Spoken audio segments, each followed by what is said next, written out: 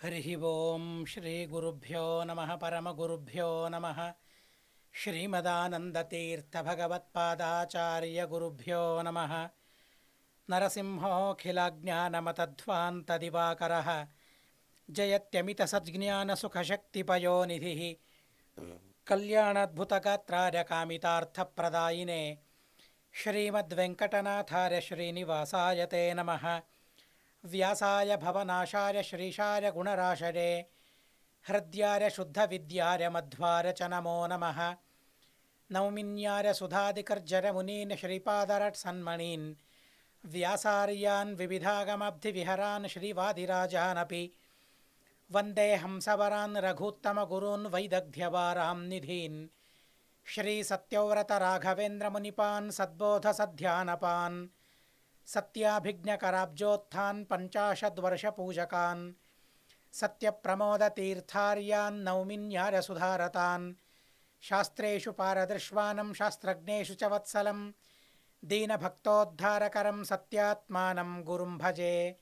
विद्यापीठविधातारं विद्यावारिधिचन्दिरं विद्यार्थिवत्सलं वन्दे महामहिमसद्गुरुम्। नारायणार्य परिपूर्णगुणर्णवार्य विश्वोदरस्थितिलयोन्नियतिप्रदाय ज्ञानप्रदाय विबुधासुरसौख्यदुःखसत्कारणार्य वितताय नमो नमस्ते। नारायणं सुरगुरुं जगदेकनाथं भक्तप्रियं सकललोकनमस्कृतं च त्रैगुण्यवर्जितमजं विभुमाद्यमीशं वन्दे भवघ्नम् अमरासुरसिद्धवन्द्यं। नारायणं नमस्कृत्य नरं चैव नरोत्तमं देवीं सरस्वतीं व्यासं ततो जनमुदीरयेत्। स्वस्त्यस्तु हरिः ओं हरिः ओं हरिः ओं।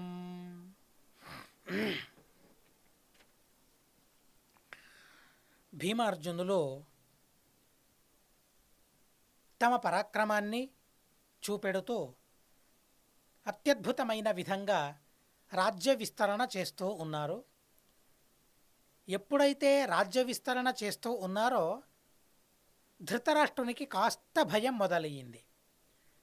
అదేంటి, రాజ్య విస్తరణ అయితే మంచిదే కదా అని అనుకోవచ్చు. మంచిదే, కానీ తన కొడుకుల వల్ల అది కావడం లేదు, స్వంత కొడుకుల వల్ల కావడం లేదు. పాండవుల్లో భీమార్జునులు దాన్ని చేస్తూ ఉన్నారు, ప్రజలు దాన్ని గమనిస్తూ ఉన్నారు. ప్రజల దృష్టిలో నా కన్న కొడుకులు తక్కువ అవుతారు అనే భావన ధృతరాష్ట్రునికి. ఆ బాధ పీడిస్తుంది, అది క్రమంగా అధికమవుతూ ఉంది. అది రాజ్య విస్తరణ కూడా అధికమవుతూ ఉంది. ఆ రాజ్య విస్తరణ చేయడం తన కొడుకుల వల్ల కావడం లేదు, పాండవులు చేస్తూ ఉన్నారు.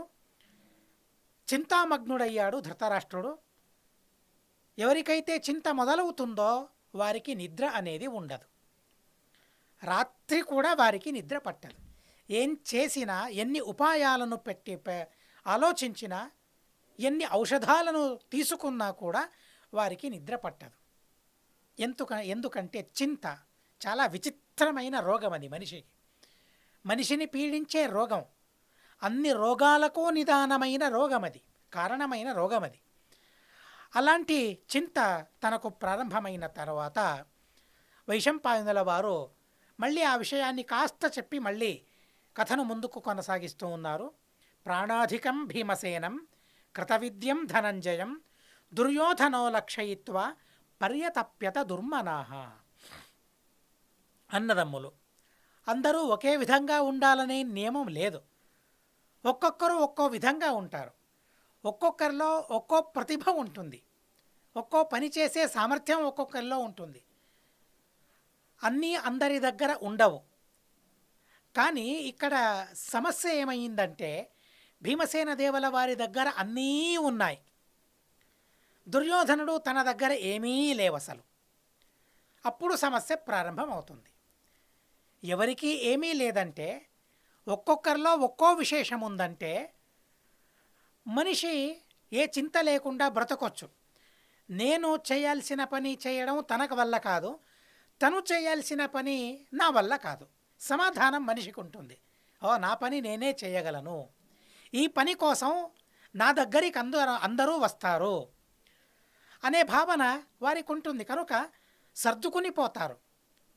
ఒక్కొక్కరిలో ఒక్కో లోపం ఉంటే అందరూ సర్దుకుపోతారు. కానీ ఏ లోపం లేని వారు ఒకవైపు ఉన్నారు, అన్ని లోపాలున్నవాడు మరొక వైపు ఉన్నాడు. తనెవరు? దుర్యోధనుడు. మహాభారతమే చెబుతుంది దుర్మనాహ. ఏమీ లేకపోవడం అంటే ఏంటి? మనస్సు మలినం కావడమే ఏమీ లేకపోవడం. ఎన్నున్నా ఎంతున్నా నాకేమీ లేదు అని చెప్పుకుంటూ ఉంటాం మనం. అది మనసు యొక్క దోషం, అది మానస దోషం. అది అలాంటి దోషం మనిషికి ఉండకూడదు. ఆ దోషం పెరిగితే ముప్పు తప్పదు, ముప్పు తిప్పలు తప్పవు. కనుక అలాంటి భావనను పెంచుకోకూడదు. మనసు మలినం కాకూడదు. నాకేమీ లేదు అని అనుకోకూడదు మనిషి. నాకన్నీ ఉన్నాయి అనుకోవాలి. అలా అనుకోవడం కూడా చాలా విచిత్రమైన విషయాలు. అవన్నీ కూడా అన్నీ ఉన్నాయి కాదు, ఉన్నంతలోనే నాకు చాలు, ఆ విషయాలు చాలు, అంత చాలు, ఇంత చాలు అని అనుకోవాలి మనిషి. అన్నీ ఉన్నాయి అని అనుకోవడం కూడా అది కాస్త అతి అవుతుంది. నాకున్నవి చాలు, అవే నాకన్నీ అని అనుకోవాలి. కానీ ధృతరాష్ట్రుడు కానీ దుర్యోధనుడు కానీ అలా అనుకోవడం లేదు. వారి మనసు మలినమవ్వడం ప్రారంభించింది. దుర్యోధనుని మనస్సు ఎల్లప్పుడూ మలినమే. పరిశుభ్రత అనేది ఆ మనసులో అస్సలు లేదు. పరిశుభ్రతకు చోటే లేదు ఆ మనసులో. డంపింగ్ ఏరియా అంటాం కదండి, అలాంటిది తన మనసు. కావలసినంత మురికి అక్కడ ఉంది, కావలసినంత మాలిన్యం అక్కడ ఉంది. అలాంటి దుర్మనస్సు అతనిది. కానీ తనేం చూశాడు? ప్రాణాధికం భీమసేనం. భీమసేన దేవుల వారు ప్రాణాధికులు. చాలా చక్కని మాట ఇది. ప్రాణాధిక్యత భీమసేన దేవుల వారిలో ఉందనే విషయాన్ని గమనించిందెవరు? దుర్యోధనుడు గమనించాడు. ప్రాణాధిక, దాన్నే అదలు బదులు చేయండి. ప్రాణాధిక, అధిక ప్రాణ అంటే ఏంటి? ముఖ్య ప్రాణ అని అర్థం. నేను మాయ చేయడం లేదు, నేనేదో అబద్ధం చెప్పడం లేదు, మోసగించడం లేదు, అటు ఇటు తిరిగి వ్రాయడం అంటే ప్రాణాధికం, అధిక ప్రాణం. ప్రాణాపాన వ్యానోదాన సమాన. ఇలా దాసప్రాణులు ఉన్నారు. ఆ ప్రాణాలు ఏవైతే ఉన్నాయో, ప్రాణరూపాలు ఏవైతే ఉన్నాయో, ఆ ప్రాణరూపాలలో అధికుడు తను, ముఖ్య ప్రాణుడు తను. ఇక ముఖ్య ప్రాణుడైన తర్వాత తనకు బలం ఉండనే ఉంటుంది. ప్రాణ అనే పదానికి బలం అని కూడా అర్థం. బలాధికుడు భీమసేనదేవుడు. తనంతటి బలం ఎవరి దగ్గర లేదు. చూడండి, ఇది దుర్యోధనుని తీర్మానం. ఇది ప్రాణాధికుడు భీమసేనదేవుడు అంటే ముఖ్య ప్రాణుడు తను, బలాధికుడు తను అనే విషయం తనకు బోధపడింది, అర్థం చేసుకున్నాడు. సరే, ముఖ్య ప్రాణుడన్న తరువాత తనకు అధీనుడై ఉండాలి కదా, తన చెప్పు చేతల్లో ఉండాలి వాస్తవికంగా అంటే. కానీ ఉండడం తన వల్ల కావడం లేదు. దేవాది దేవతలకు కూడా ఇలాంటి యుద్ధం జరిగింది. దేవతలకు ముఖ్య ప్రాణదేవుల వారికి నేనంటే నేను గొప్ప అని దేవతలు అంటూ ఉన్నారు. మీరు ఆ గాథను వినే ఉంటారు. ఉపనిషత్తుల్లో ఎన్నో ఉపనిషత్తుల్లో ఆ గాథ వచ్చింది. నేనంటే నేను గొప్పవాణ్ణి అని దేవతలందరూ వివాదం చేయసాగారు. అలాంటి సందర్భంలో భగవంతుడు ఆదేశించాడు, సరే ఎందుకు తగాదా, మీరో పని చేస్తే సరిపోతుంది కదా. బ్రహ్మదేవుల వారి దేహంలో వారందరూ ఉన్నారు, దేవతలందరూ కూడా ఒక్కొక్కరు దేహాన్ని విడిచిపెట్టి వెళ్ళండి. ఎవరు వెళితే ఆ దేహం శవంలా మారుతుందో, ఏ పని చేయడం ఆ దేహం వల్ల సాధ్యం కాదో, మరో పని చేయండి, ఒక్కొక్కరు ప్రవేశించండి. ఎవరు ప్రవేశిస్తే ఆ దేహం చైతన్యవంతమవుతుందో, ఎవరు ప్రవేశిస్తే ఆ దేహంలో చైతన్యం కలగదో, ఆ దేహంలో కదలికలు ఉండవో, ఎవరు ప్రవేశిస్తే దేహంలో కదలికలు ఉండవు, ఎవరు ప్రవేశిస్తే దేహంలో కదలికలు మొదలవుతాయి, చైతన్యం మొదలవుతుంది. అలా ఎవరి వల్ల చైతన్యం మొదలవుతుందో, ఎవరి వల్ల చైతన్యం కోల్పోతుందో తనే గొప్పవాడు అని సులభంగా తీర్మానించుకోవచ్చు. ఎందుకని జగడమాడుతూ ఉన్నారు? ఎందుకని ఈ తగాదా? ఎందుకని ఈ కలహం? సరే అనిపించింది. దేవతలందరూ బయటికి వెళ్ళారు. సూర్యుడు బయటికి వెళ్ళాడు, గుడ్డివాడనిపించుకున్నాడు. అగ్ని బయటికి వెళ్ళాడు, మూగవాడనిపించుకున్నాడు. దిగ్దేవతలు బయటికి వెళ్ళాడు, చెవిటివాడు అనిపించుకున్నాడు. కాళ్లకు అభిమాని జయంతుడు బయటికి వెళ్ళాడు, అవిటివాడనిపించుకున్నాడు. చేతులకు అభిమాని అయిన దేవత బయటికి వెళ్ళాడు, చేతుల్లేవు అంతే తనకు, కానీ ప్రాణం మాత్రం తనకుంది. ఎప్పుడైతే ఆ ముఖ్య ప్రాణుడు బయటికి వెళ్ళాడో ఇక ఆ దేహంలో చలనం, చైతన్యం అనేదే లేకపోయింది. చైతన్యం అనేదే మాయమయ్యింది, మటుమాయమైంది. ఒక్కొక్కరు ప్రవేశించారు. సూర్యుడు ప్రవేశించాడు, కనబడడం లేదు. లోపల ప్రాణం ఉండాలి. ప్రాణేంద్రియం ఉంటేనే ఈ ఇంద్రియ దేవతలన్నీ ఆ ఇంద్రియాల ద్వారా పనులను చేయించగలరు. చైతన్యమే లేదంటే కళ్ళు, ఇంద్రియాలున్నాయి. ఇక్కడ మరో విషయం మనం తెలుసుకోవాలి. కళ్ళు అంటే మాకు కనిపించేది కళ్ళు కాదు. ముక్కు ఏది అని పిల్లలను అడిగితే పిల్లలు చూపిస్తారు, ఇది ముక్కు, ఇది కళ్ళు అని చూపిస్తారు. కానీ అది ముక్కు కాదు, అది కళ్ళు కావు. కళ్ళు అంటే ఇంద్రియం. ఆ ఇంద్రియం ఎవరికీ కనపడదు. అయితే ఇదేంటి? ఇది గోలకం. ఇది ఇంద్రియం అనేది ఈ గోలకంలో ఉంటుంది. పైకి కనపడేది గోలకం మాత్రమే. పెద్దలైన తరువాత కూడా తెలుసుకోవాలి కదా. కానీ మేము చూపిస్తాం, చిన్నవాళ్లకు మేము చూపిస్తాం, ఇవి కళ్ళు, ఇది నాలుక కావు. అందులో సూక్ష్మంగా ఉంటుంది ఇంద్రియం అనేది. ఇంద్రియం అనేది అతీంద్రియమైనది.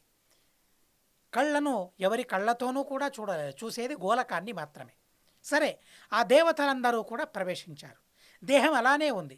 ఎప్పుడైతే ప్రాణశక్తి ప్రవేశించిందో, ముఖ్య ప్రాణదేవుల వారు ప్రవేశించారో అప్పుడు ఆ దేహం చైతన్యవంతమయ్యింది. ఇక తగాదా జరుగుతుంది కదా, జగడం జరుగుతుంది కదా, మొదలయ్యింది కదా. కనుక ముఖ్య ప్రాణదేవుల వారు నేను బయటికి వెళతాను, మీరందరూ ఇక్కడే ఉండండి అన్నారు. అప్పుడు దేవతలందరూ కూడా ఆ ముఖ్య ప్రాణదేవుణ్ణి ప్రార్థించారు. స్వామి, ఏదో అనుకున్నాం, గర్వించాం, అహంకారం మాకు కలిగింది. మా వల్ల చైతన్యం ఉందని కాదు, మీ వల్లే చైతన్యం. మీరు వెళితే మేము ఉండలేం ఈ దేహంలో. మా వల్ల ఏ పని చేయడం కూడా సాధ్యం కాదు. కనుక మీరుండి తీరాలి అని ముఖ్య ప్రాణదేవుల వారిని ప్రార్థించగా మళ్ళీ దేవతలందరూ కూడా ఆ ముఖ్య ప్రాణదేవుల వారికి ఊడిగం చేస్తూ వారిని సేవిస్తూ ఆ దేహంలో ఉన్నారనే విషయాన్ని మనం ఉపనిషత్తుల్లో తెలుసుకుంటాం. ఎన్నో ఉపనిషత్తుల్లో ఈ గాథ ఉంది. కనుక దుర్యోధనుడు ఏమని ఆలోచించాడో చూడండి. ప్రాణాధికం భీమసేనం. భీమసేన దేవుల వారు ఇది మహాభారతం కదండి. సూటిగా చెప్పదు, స్పష్టంగా చెప్పదు, అస్పష్టంగా చెబుతుంది. అర్థం చేసుకోవాలి, అర్థం చేసుకునే తాహతను పెంచుకోవాలి. చాలా సులభం. ప్రాణాధికం అసలేంటి? ఎంతగానో ఆలోచించాను. గురువుల వారిని స్మరించారు. నేను చెప్పాను కదా, నా ఎదురుగా గురువుల వారు ఉన్నారు.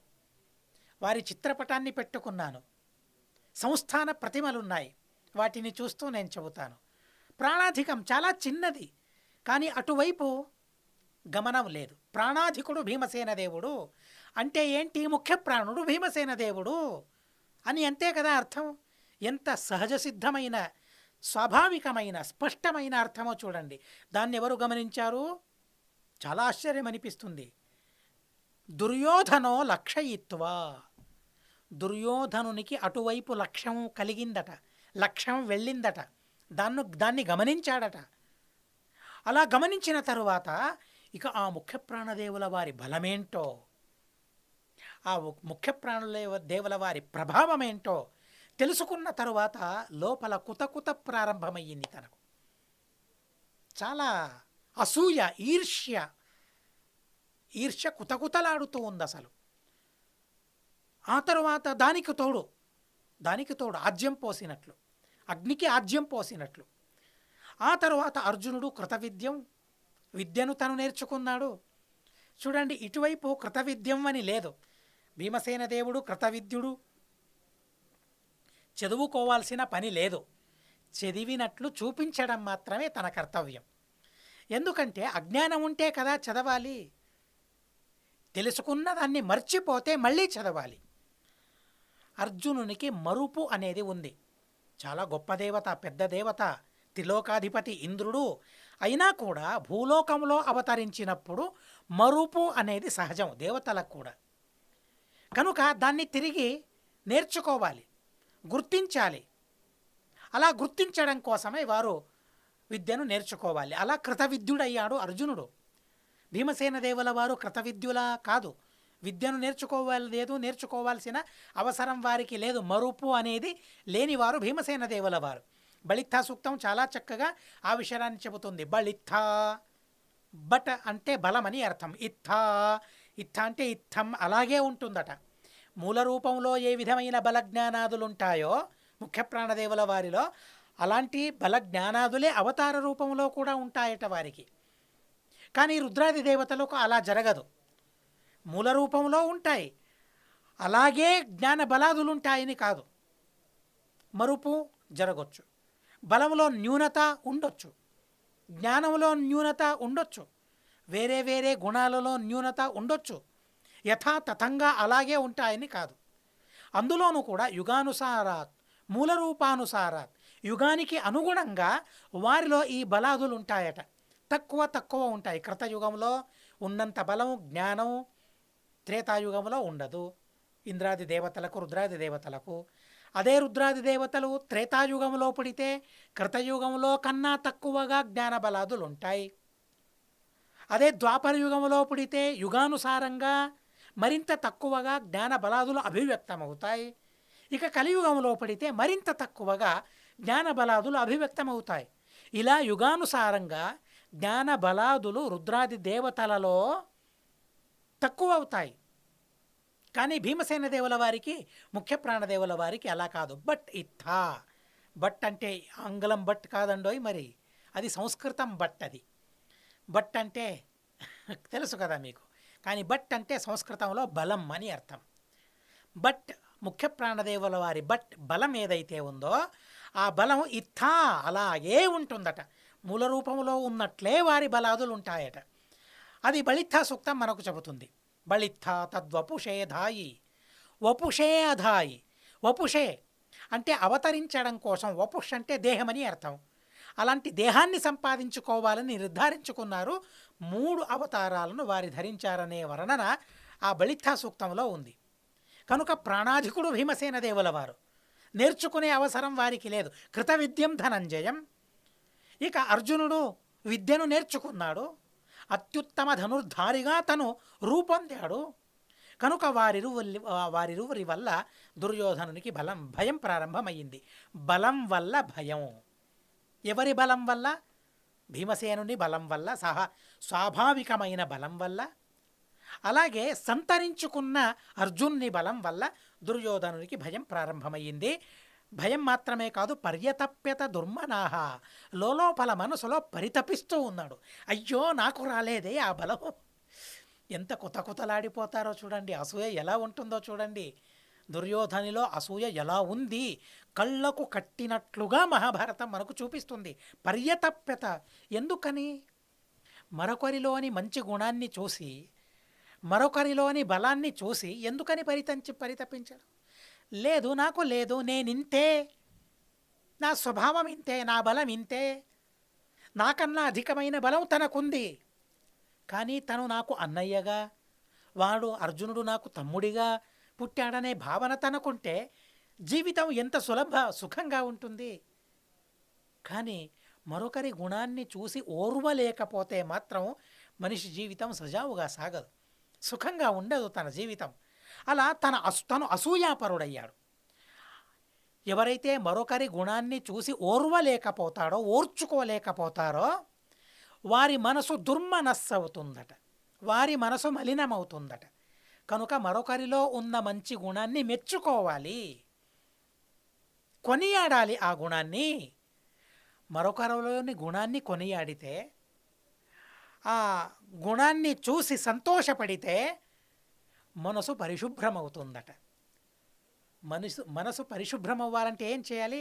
ఇంకొకరి గుణాన్ని చెప్పాలి. చాలా మంచి గుణమయ్యా నీది, మెచ్చుకోవాలి, కొనియాడాలి. అలాంటప్పుడే మనసు నిర్మలమవుతుందట. మనసులో ఏ విధమైన మాలిన్యం ఉండదు. తనపై స్నేహం పెరుగుతుంది. తనపై స్నేహం పెరుగుతుంది. కనుక దుర్యోధనుడు అలా చేయలేకపోయాడు, మెచ్చుకోలేకపోయాడు, ఒప్పుకోలేకపోయాడు, ఓర్చుకోలేకపోయాడు.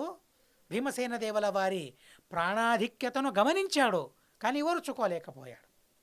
అర్జునుడు అధికంగా చదివాడు, విద్యను నేర్చుకున్నాడు, తను తెలుసుకున్నాడు, కానీ ఓర్చుకోలేకపోయాడు. అందువల్ల తన మనసు చాలా మలినంగా మారిపోయింది. ఆ సందర్భంలో తను మాత్రమే కాదు, కర్ణుడు, శకుని వీరందరూ కూడా, అలాగే దుశ్శాసనుడు, చండాల్ చౌకడి అంటారు, నలుగురు చండాలురు, దుర్యోధనుడు, దుశ్శాసనుడు, కర్ణుడు మరియు శకుని, వీరు నలుగురు ఉన్నారంటే చాలు, అక్కడ విధ్వంసమే అక్కడ ప్రారంభమైందని అర్థం. వారి ఆలోచన ఎలా ఉంటుంది? ఆ నలుగురు ఆలోచించసాగారు, ఎలా పాండవుల్ని చంపాలి. నేరుగా చూడండి, అంటే గుణాన్ని ఓర్చుకోలేని వాడేం చేస్తాడంటే తను గుణాన్ని నేర్చుకోవచ్చు కదా. ఓర్చుకోలేనివాడు ఆ గుణాన్ని నేర్చుకోవాలి. కానీ ఎవరైతే ఆ గుణాలను నోర్చుకోవడానికి ఎవరికి ఇష్టం ఉండదో తనేం చేస్తాడు? ఆ గుణవంతుల్ని సంహరించాలని ప్రయత్నిస్తాడు. ఇది వారు చేసే తప్పు. గుణవంతుల్ని సంహరించినంత మాత్రాన తను గుణవంతుడవుతాడా? లేదు. నేర్చుకున్నంత కొద్ది గుణవంతుడవుతాడు. గుణాలను నేర్చుకోవాలి. నేర్చుకుంటే గుణవంతుడవుతాడు. సంపాదిస్తే ధనవంతుడవుతాడు. ధనవంతుణ్ణి చంపితే తను ధనవంతుడవుతాడా? ఎంత విచిత్రమైన ఆలోచన చూడండి దుర్యోధనునిది. చంపాలని అనుకున్నారు నలుగురు. కర్ణుడు చూడండి, ఇక్కడ తన పేరు చెబుతూ ఉన్నాడు. తతో వైకర్తన కర్ణః శకునిశ్చాపి సౌబలః అనేకైరభ్యుపాయైస్తే జిఘాంసంతి స్మ పాండవాన్.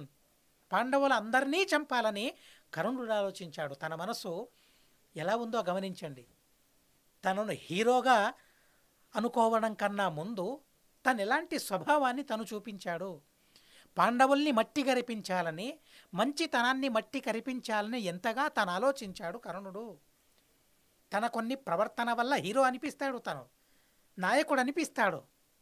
కానీ సహస్రవర్మ అనే దైత్యుడు తనతో ఉన్నాడు కాబట్టి, దుర్యోధనుడు తనతో ఉన్నాడు కాబట్టి, నేను చాలాసార్లు చెప్పాను, తనలోని నాయకత్వ లక్షణాన్ని చంపినవాడు దుర్యోధనుడు. నాయకత్వ గుణాలను చంపినవాడు దుర్యోధనుడు, లోపలి సహస్రవర్మ. వారందరూ ఆలోచించారు. కానీ పాండవులు ఏం చేశారు? పాండవుల గొప్పతనం చూడండి. ఉద్భావనమకుర్వంతః. కౌరవులు ఇలా చేస్తూ ఉన్నారు, మమ్మల్ని చంపాలని ఆలోచిస్తూ ఉన్నారు అనే విషయాన్ని ఎక్కడా బయట పెట్టలేదు. ఎక్కడా బయట పెట్టలేదు. ఎందుకని? ఇది మొదటిసారి కదా. ఏదో చిన్నతనంతో ఆలోచిస్తూ ఉన్నారు కదా, బాలిష భావన కదా అని వదిలేశారు. ఇది గొప్ప గుణం అంటే. మంచితనాన్ని ఓర్చుకోలేకపోయాడు దుర్యోధనుడు. చెడ్డతనాన్ని ఓర్చుకోకూడదు, సహించకూడదు. అయినా కూడా మొదటిసారి అని సహించుకుంటూ ఉన్నారు. ఇది కాలం కాదు, ఇది సరి అయిన సమయం కాదు అని సహించుకున్నారు. దుర్యోధనుల్ని కూడా సహించుకున్న గొప్ప మనసు పాండవులది. మంచి మనసు పాండవులది. మంచివారిని, మంచితనాన్ని కూడా సహించుకోలేని దుర్మనస్సు దుర్యోధనాదులది. ఇది వారిరువురిలో ఉంది తేడా. ఉద్భావనమకుర్వంతః విదురస్య మతే స్థితాః. అప్పుడప్పుడు విదురుడు కూడా చెబుతూ ఉన్నాడు. అలా పాండవులు ఏమన్నా చెబుతారా నాకు అనుకున్నారు. విదురుడు అనుకున్నాడు, ఏమైనా చెబుతారా దుర్యోధనాదుల గురించి చాడి చెబుతారా? ఇది చాడి కాదు, ఉన్నది ఉన్నట్లు చెప్పడం చాడి కాదు. నిజంగా కౌరవులు, దుర్యోధనాదులు మమ్మల్ని చంపడానికి ప్రయత్నిస్తూ ఉన్నారు. పాండవులకు తెలిసింది. తెలియగా విదురుడు ఎదురు చూస్తూ ఉన్నాడు, ఎవరైనా వచ్చి చెబుతారా నాకు? ఉద్భావనమకుర్వంతః. ఎవరూ వచ్చి చెప్పలేదు. అప్పుడు విదురుడు ఎంతగా మురిసిపోయాడో పాండవుల గుణాల్ని గమనించి. అప్పటి నుంచి ఆ విదురునికి పాండవ పక్షపాతం. అవును కదండి. సహజంగా సహజంగానే ఆ మనసును ఆక్రమించుకున్నారు పాండవులు. విదురుని మనస్సును కూడా ఆక్రమించుకున్నారు. సహజంగా పాండవ పక్షపాతి అని లోకంలా అనిపించేలా విదురుడు కనిపించాడు. కానీ పాండవ పక్షపాతి అంటే ఏంటి? మంచికి పక్షపాతి, మంచి పక్షపాతితనం. పాండవ పక్షపాతి, పాండవ అంటేనే మంచితనం. మంచితనానికి పక్షపాతితనం. మంచితనం ఎక్కడో తన పక్షం అక్కడ. అలా విదురుడు కూడా ఆ పాండవులకు బోధిస్తూ ఉన్నాడు. గుణై సముదితాన్ దృష్ట్వా పౌరాహ పాండుసుతాంస్తదా. ఆ పాండవుల గుణగణాలను ప్రజలు కూడా కనిపెట్టారు. కనిపెట్టి అక్కడక్కడ రాజ్యప్రాప్తించ సంప్రాప్తం జ్యేష్ఠం పాండుసుతం తదా కథయంతి స్మ సంభూయ చత్వరేషు సభాసు చ. ఎక్కడ సభ జరిగినా పాండవుల గుణాలను చెప్పేవారట ప్రజలు. చౌరస్తా అని ఉంటుంది కదండి, ఆ చౌరస్తాలో నలుగురు చేరినప్పుడు ఇదే మాట, ధర్మరాజు ఎలా రా, తను రాజైతే ఎలా, మేమందరం తననే రాజుగా ఎన్నుకుందాం అన్నారు. అప్పుడు కూడా ప్రజారాజ్యమే. ఎవరిని రాజుగా ప్రజలు ఎన్నుకుంటారో వారే రాజు. ఇందరున్నారు ఇక్కడ. దుర్యోధనుడు ఉన్నాడు అటువైపు, ఇటువైపు ధర్మరాజు ఉన్నాడు. ఎవరు రాజుగా ఉండాలి? దుర్యోధనుడా లేక ధర్మరాజా? ప్రజలు ఎన్నుకోవాలట. ప్రజలన్నారు, తేవయం పాండవజ్యేష్ఠం తరుణం వృద్ధశీలినం అభిషించామ సాధ్వద్య సత్యకారుణ్య వేదినం. ఎవరిని రాజుగా ఎన్నుకోవాలి? ధర్మరాజునే మేము రాజుగా ఎన్నుకోవాలి. అవును కదా, పాండురాజు కదా ఈ రాజ్యాన్ని విస్తరించింది, పాండురాజుకు కదా ఈ రాజ్యం లభించింది. తరువాత ఎవరికి ఈ రాజ్యం లభించాలి? ఎవరిది ఈ రాజ్యం అవుతుంది? భీష్మాచార్యుల వారు రాజ్యాన్ని పరిపాలించను అని ప్రతిజ్ఞ చేశారు. ధృతరాష్ట్రుడు సింహాసనం పైన కూర్చున్నాడు, కానీ రాజ్యాన్ని చెక్కబెట్టడం ఎలా తనకు తెలియడం లేదు. గుడ్డివాడు కాబట్టి, అంధుడు కాబట్టి తన వల్ల ఆ పని కావడం లేదు. కనుక ఆ రాజ్యం పాండురాజుకు సంక్రమించింది. ఇప్పుడు ధృతరాష్ట్రుని కన్నా అధ్వానంగా తయారయ్యాడు దుర్యోధనుడు. తనెలా రాజు కాగలడు? కనుక మేమందరం కూడా ఏకగ్రీవంగా ధర్మరాజును ఎన్నుకోవాలి, తననే పట్టాభిషిక్తునిగా చేయాలి. ఏంటి ప్రజల పట్టాభిషిక్తునిగా చేసేది? పట్టాభిషేకం చేసేది ఎవరు అసలు? మంత్రులు కదా. అంటే ప్రజల అభిప్రాయం ఏంటంటే మేం పట్టాభిషేకం చేయాలని కాదు, పట్టాభిషేకం ధర్మరాజునికి కావాలని మేం మంత్రులకు చెప్పాలి, రాజుకు మేం చెప్పాలి అని వారందరూ కూడా అనుకున్నారు. తేషాం దుర్యోధన శ్రత్వ తాని వాక్యాన్ని జల్పతాం విధిష్ఠిరానురక్తానం పర్యతప్యత దుర్మతి. ఇప్పుడు మళ్ళీ అగ్నిలో ఆజ్యం పోసినట్లయింది దుర్యోధనునికి. మొదట ఆ భీమసేన దేవుల వారి బలం, అర్జునుని బలం ఓర్చుకోవడం తన వల్ల కావడం లేదు. అందులోనూ ప్రజలందరూ ఎక్కడికి వెళ్ళినా ధర్మరాజా, భీమ, అర్జున, నకుల, సహదేవ ఎటు వెళ్ళినా గూఢచారుల్ని పెట్టాడు దుర్యోధనుడు. నా గురించి ఎవరైనా అనుకుంటూ ఉన్నారా? నాకు జయకారం చేస్తూ ఉన్నారా? ఎక్కడైనా నా పేరు ఎక్కడైనా ప్రస్తావన వస్తూ ఉందా? గూఢచారుల్ని పెట్టి మళ్ళీ గమనించాడు. గూఢచారులందరూ వచ్చి చెప్పారు, స్వామి ఎటు చూసినా పాండవుల కీర్తి తప్ప మీ పేరు వినపడడం లేదు. చత్వరేషు సభాసుచ, ఏ సభలోనికి వెళ్ళినా, ఏ చౌరస్తాకు వెళ్ళినా అక్కడ పాండవుల గురించే మాట్లాడుతూ ఉన్నారే తప్ప నీ పేరు వినబడడం లేదు, మీ పేరు వినబడడం లేదు. గూఢచారులు ఆ చెబితే చెవిలో సీసం వేసినట్లయింది. సలసల కాగే నెయ్యిని నూనెను చెవిలో వేసినట్లయింది. అంతగా పరితపించిపోయాడు దుర్యోధనుడు. చాలా బాధ కలుగుతోంది. యుధిష్ఠిరానురక్తానాం పర్యతప్యత దుర్మతి. మళ్ళీ మళ్ళీ తనను దుర్మతి, దుర్మనాహ అని మహాభారతం సంబోధిస్తూ ఉంది. పర్యతప్యత అని అంటూ ఉంది. పరితంపించడమే తన స్వభావంగా తను మార్చుకున్నాడు. అలా తయారవుతూ ఉన్నాడు తను. సతప్యమానో దుష్టాత్మ తేషాం వాచో నచక్షమే. వారి మాటలను సహించలేకపోయాడు. ఈర్ష్య, పాండవులపైన ఈర్ష్య, ప్రజలపైన ఈర్ష్య.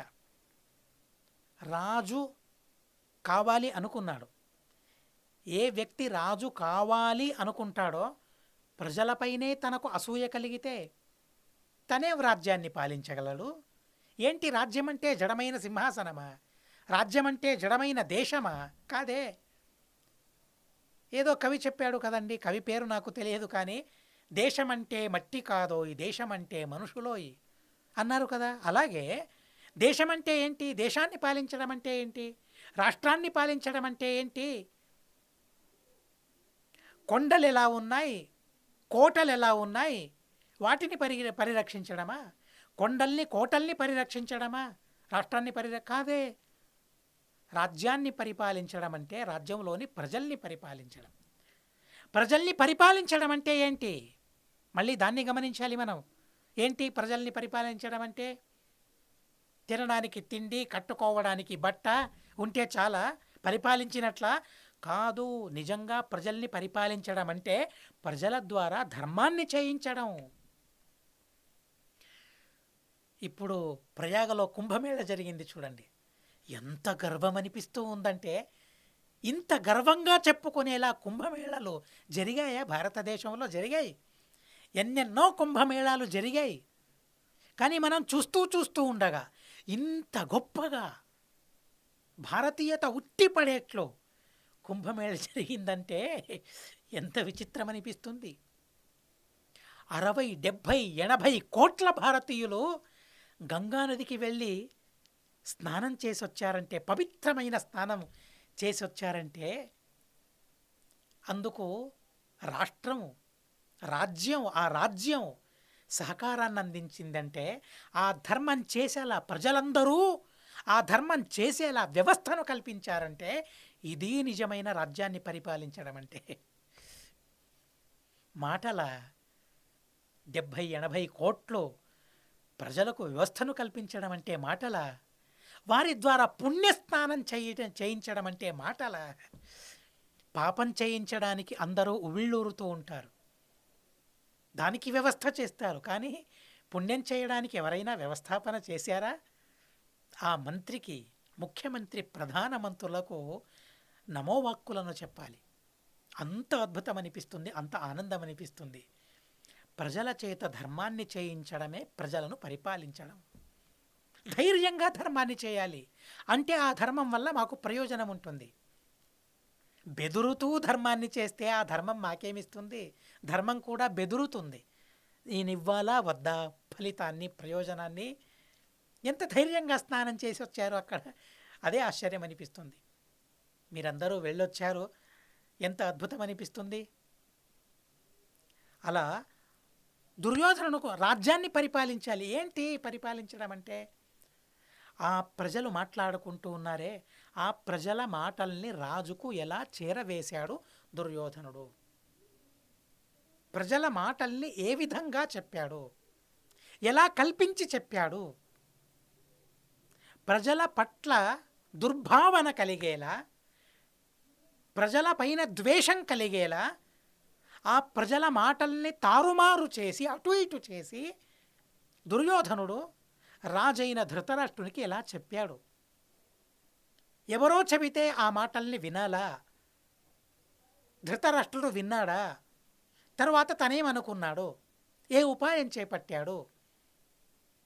పాండవుల్ని ఏం చేశారు ఆ తరువాత అనే విషయాలు చాలా ఉన్నాయి, చాలా గొప్పగా ఇక్కడ చర్చించబడ్డాయి. ఆ విషయాలన్నిటినీ కూడా మళ్ళీ మనం రేపు విందామని చెబుతూ, అస్మద్ గురువంతర్గత తాత్విక దేవతాంతర్గత భారతీరమణ ముఖ్య ప్రాణాంతర్గత శ్రీకృష్ణార్పణమస్తు. అక్షరం కర్మ రస్మిన్ పరే స్వర్పితం ప్రక్షరం యాంతి దుఃఖాని యన్నామతః అక్షరోజో అజర సర్వదేవామృతః కుక్షిగం యస్య విశ్వం సదా అజాదికం ప్రణరామో వాసుదేవం దేవతామండలాఖండమండనం. హరి ఓం అనేన భావయత్పుణ్యం అవాప్నోతు గురుర్మమ.